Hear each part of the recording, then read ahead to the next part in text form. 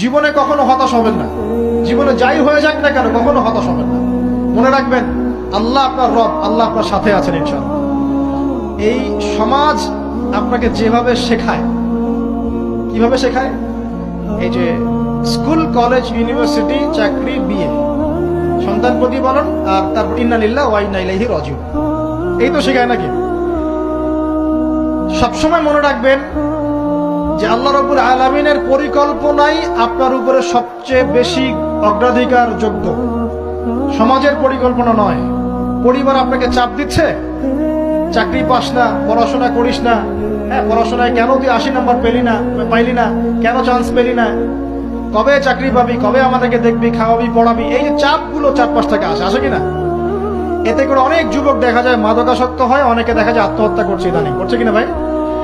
এই শব্দটা থেকে আমি এই পয়েন্টটা আজকে লিখেছিলাম যে ভুলেও আল্লাহর প্রতি বিশ্বাস এবং তাওয়াক্কুল হারাবেন না। সমাজ যেভাবে শেখায়, সমাজ চারপাশে যে চাপ আপনাকে দিচ্ছে, এই চাপে নিজে গা ভাসিয়ে দিবেন না। আপনি আল্লাহর কাছে দোয়া করবেন, আল্লাহর কাছে পথ চেয়ে নিবেন এবং আল্লাহর প্রতি তাওয়াক্কুল ভরসা করবেন। কখনো আত্মহত্যার পথ বেছে নিবেন।